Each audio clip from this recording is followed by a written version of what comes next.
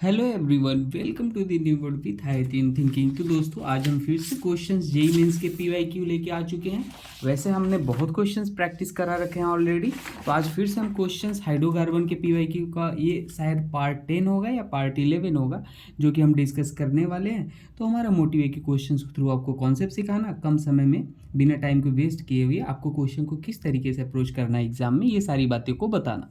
तो आइए स्टार्ट करते हैं क्वेश्चन को। एक एक क्वेश्चन को सॉल्व करना है, सारे पीवाईक्यू के क्वेश्चन है, ठीक है। ये भी पीवाईक्यू का है, तो ठीक है। देखिए, इस क्वेश्चन में आपसे पूछा था कि सोडियम लिक्विड अमोनिया है, डाइल्यूट के एमोनिया से पहली बार इसको सोडियम इन लिक्विड अमोनिया से रिएक्शन कराया गया और दूसरी बार डाइल्यूट के एमोनो से। तो भाई सोडियम इन लिक्विड अमोनिया क्या करता है, इसको ट्रांस एल्कीन में चेंज कर देता है। आपके पास जो भी एल्काइन गिवन है उसको क्या करेगा, ट्रांस एल्कीन में चेंज कर देगा। अपने पास ये मेथाइल हाइड्रोजन को मैं नहीं दिखा रहा, और अपने पास इधर और इधर ये लगा है, इनके हाइड्रोजन को नहीं दिखा है। तो बस कभी अगर सोडियम इन लिक्विड अमोनिया होता है तो बर्क रिडक्शन टाइप रिएक्शन हो जाती है। आप बोल सकते हो कि ये क्या करा, ट्रांस एल्कीन में चेंज कर दिया। अगले स्टेप में आपको गिवन था डाइल्यूट KMnO4 गिवन था। क्या गिवन था, डाइल्यूट KMnO4। तो ये क्या करता है भाई, ये हमारे पास डबल बॉन्ड को तोड़ता है और दोनों साइड क्या लगा देता है, दोनों साइड हमारे पास ऑक्सीजन को लगा देगा। तो मैं आपको सरल भाषा में बताऊं तो कुछ इस तरीके से हमारे पास प्रोडक्ट बनेगा। देखना, एक ऑक्सीजन इधर आ जाएगा, एक ऑक्सीजन इधर आ जाएगा, यही तो बोला मैंने। तो मैं सरल भाषा में ऐसे करके लिख लेता हूँ। लेकिन भाई डाइल्यूट KMnO4 कभी गिवन हो तो अपनी रिएक्शन यहाँ पे रुक नहीं जाती है। ये जो एल्डिहाइड है, ये दोनों क्या है, यहाँ हमारे एल्डिहाइड है, ये फर्दर एसिड में कन्वर्ट हो जाते हैं, हमेशा याद रख लीजिए। लेकिन अगर अपने पास जिंक H2O गिवन होता, रिडक्टिव ओजोनोलिसिस होता, तो यही रहता जो बन रहा है भाई। लेकिन अगर ये ऑक्सीडेटिव ओजोनोलिसिस टाइप रिएक्शन होती है तो ये एसिड में चेंज कर देता है, तो अपने पास इसको एसिड में चेंज कर देगा, बस कुछ नहीं करना था। C डबल बॉन्ड O, ठीक है। ये नहीं, ये कीटोन था ना, तो इसको एसिड में चेंज करेगा। तो अपने पास एसिड में हमारे पास क्या हो जाएगा भाई, हीट भी गिवन था यहाँ पे। हाँ, ध्यान देना, मैं फिर से यहाँ पे थोड़ा सा गलती कर रहा हूँ। ये हमने ओजोनोलिसिस करा दिया, ये तब होता है जब आपके पास H+ भी गिवन होता है, तो यहाँ पे H+ नहीं था, ठीक है दोस्तों। अब देखो ये सही है, ये अपने पास क्या हो जाता है, एसिड में चेंज हो जाता, तो अपने पास ये बन जाता, और कुछ नहीं, 2 बार ये बन जाता है जब H+ होता है। लेकिन आपके रिएक्शन में क्या गिवन है, ध्यान देना, डाइल्यूट KMnO4 गिवन है, डाइल्यूट KMnO4। मैंने एक क्वेश्चन और आप समझ लो इसी में, अगर H+ होता तो बना डाइल्यूट KMnO4 कुछ नहीं, डाईऑल में चेंज कर देगा, डाईऑल बना देगा। डाईऑल मतलब जो एल्कीन गिवन है आपके पास, बस वहीं पे आप OH लगा दो डबल बॉन्ड को तोड़ के, यही बन जाता है, बस सिंपल। ठीक है, याद रख लेना दोस्तों, यहाँ पे एसिडिक मीडियम होता तो ये काम करता, ठीक है। KMnO4। आइए देखते हैं नेक्स्ट क्वेश्चन। इसमें ट्रिक ही बता देता हूँ आपको, ये भी जेई का क्वेश्चन है। इसमें पूछा था कि which of the following compound is not an example of benzenoid compound.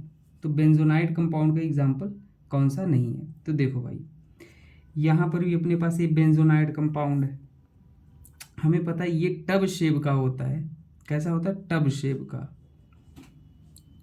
और ये हमारे पास नॉन प्लेनर होता है। कैसा होता है, नॉन प्लेनर होता है। यहाँ पर भी हमारे पास बेंजीन है, इसको तो हम बोलते हैं नेफ्थलीन बोलते हैं। और ये अपने पास एनिलीन, ये भी एरोमेटिक, ये भी एरोमेटिक, ठीक है, बेंजीन टाइप। यही अपने पास एक ऑप्शन में जो दिख रहा है ये नॉन बेंजोनाइड है। आपको एक ट्रिक और बता देना चाहता हूँ कभी एरोमेटिसिटी निकालने का। अगर पाई इलेक्ट्रॉन जो भी हैं वो डिवाइड कर दो 4 से, अगर कंप्लीटली डिवाइड हो जाते हैं तो वो होता है एंटी एरोमेटिक, और अगर डिवाइड नहीं होते हैं तो वो होता है एरोमेटिक, और अगर एक भी sp3 कार्बन दिख जाते हैं तो होता है नॉन एरोमेटिक। ये ट्रिक है। पाई इलेक्ट्रॉन क्या क्या हो सकते हैं ये मैं आपको समझा देता हूँ। लोन पेयर, इसमें 2 इलेक्ट्रॉन है, नेगेटिव चार्ज, ठीक है, और एक डबल बॉन्ड। तो इसमें कितने इलेक्ट्रॉन होंगे, 2 इलेक्ट्रॉन इसमें है, ये नेगेटिव चार्ज है, नेगेटिव चार्ज, इसमें भी 2 इलेक्ट्रॉन है पाई इलेक्ट्रॉन, इसमें भी 2 इलेक्ट्रॉन है। तो ये बात याद रख लेना। बाकी मैंने एरोमेटिसिटी का ट्रिक बता रखा है, प्लेलिस्ट में देख लेना। एरोमेटिसिटी बाय IITN थिंकिंग, आपको बेहतरीन ट्रिक मिलेगा। 5 सेकंड ज़्यादा क्वेश्चन ही, टाइम ही नहीं लोगे क्वेश्चन सॉल्व करने में। चलो देखो ये वाला, देखो यहाँ पे आपके पास फ्रीडल क्राफ्ट एल्काइलेशन रिएक्शन था। तो होता क्या है, इसके पास लोन पेयर है, लोन पेयर क्या करेगा, यहाँ पे अटैक करेगा। जैसे अटैक करेगा तो हमारे पास क्या हो जाएगा, फ्रीडक्राफ्ट एल्काइलेशन, ये प्लस आएगा और यहाँ पे AlCl3 माइनस। फिर इस पर पॉजिटिव चार्ज बर्दाश्त होगा नहीं तो ये बाहर निकाल देगा और यहाँ पे आ जाएगा कार्बोकटायन। तो अपने पास ये कार्बोकटायन आ गया। अब भाई ये कार्बोकटायन जो बना, ध्यान देना, अच्छा क्वेश्चन है, ये क्या कर लेगा, रीअरेंजमेंट कर लेगा। क्यों? क्योंकि ये जो कार्बोकटायन बना है ये 1 डिग्री है और यहाँ पे ये हाइड्रोजन है, ये इधर चलाएगा, ये कार्बोकटायन यहाँ चलाएगा। तो रीअरेंजमेंट क्यों किया, क्योंकि स्टेबिलिटी बढ़ती है ऐसा करने से। तो कार्बोकटायन यहाँ, हाइड्रोजन उठ के उधर चला गया, ये हाइड्रोजन। तो ये कार्बोकटायन अपने पास है 2 डिग्री, तो यहाँ पे स्टेबिलिटी बढ़ गई, इसलिए रीअरेंज किया। अब जाके ये इलेक्ट्रोफाइल का काम करेगा और बेंजीन रिंग पे कोई ग्रुप नहीं लगा है, तो इसलिए ये जाके कहीं भी आप जोड़ दो बेंजीन पे। तो अगले स्टेप में हमारे पास अगर बेंजीन इससे रिएक्ट करेगा तो बेंजीन पे आके एक लग जाएगा, जो ग्रुप था कहीं भी लगा दो ये, ठीक है, यही बन जाएगा। अच्छा एक चीज़ आप ध्यान देना, मैं आपको एक चीज़ सिखाना चाहता हूँ कि अगर कभी बेंजीन रिंग पे इलेक्ट्रॉन डोनेटिंग ग्रुप लगा हो तो वो हमारे पास ये वाले इलेक्ट्रोफाइल को आर्थो पैरा पे जोड़ता है, इलेक्ट्रॉन विड्रॉइंग होता है तो वो मेटा पे जोड़ता है, ये भी याद रख लेना, ठीक है। आइए नेक्स्ट क्वेश्चन को डिस्कस करते हैं। ट्रिक मैंने जो बताया यहीं पे apply, which among the following is an aromatic compound. वही यहाँ पे 2 इलेक्ट्रॉन, 2 और 2 4 6, 6 डिवाइड बाई 4 कर दो, ये आ जाएगा 3/2। तो कम्प्लीटली डिवाइड नहीं हुआ इसलिए ये एरोमेटिक है, ये एरोमेटिक है। 2 2 4, 4 डिवाइड बाई 4, पॉजिटिव चार्ज को 0 इलेक्ट्रॉन मानना, तो ये डिवाइड हो गया, तो ये हो गया एंटी एरोमेटिक, ठीक है।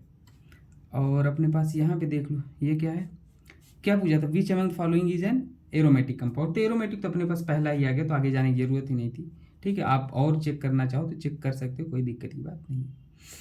तो अपने पास ये आ गया एरोमेटिक, ठीक है। अब देखो नेक्स्ट क्वेश्चन सॉल्व करते हैं।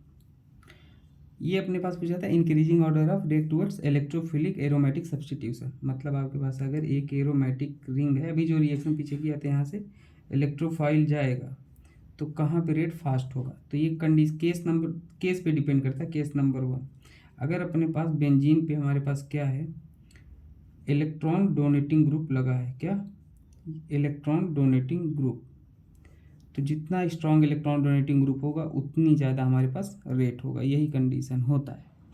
तो यहाँ पे आप देख रहे हो जो CH3 है ये अपने पास क्या लगाता है, +H लगाता है, और ये अपने पास +M लगाता है और -I लगाता है। कहोगे -I सर कमज़ोर है, +M ये तो बहुत ज़्यादा लगा रहा है, ठीक है, ध्यान से समझना। और ये अपने पास लगा रहा है CO -M लगा रहा है।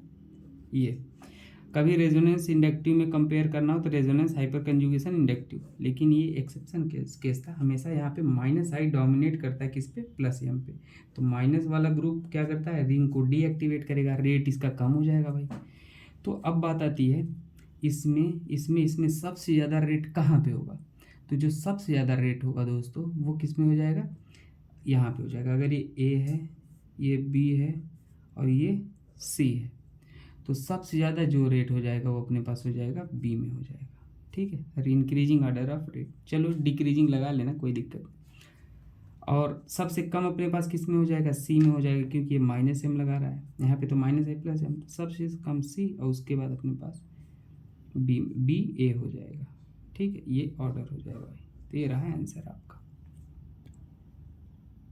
बाकी दोस्तों प्लेलिस्ट में बहुत सारे क्वेश्चंस कराए हैं हमने, वहाँ पे देखना आपको proper trick and tips, JEE का प्लेलिस्ट है, एडवांस का प्लेलिस्ट है, कम समय में ज़्यादा चीज़ सिखाया, देख लेना। Thank you.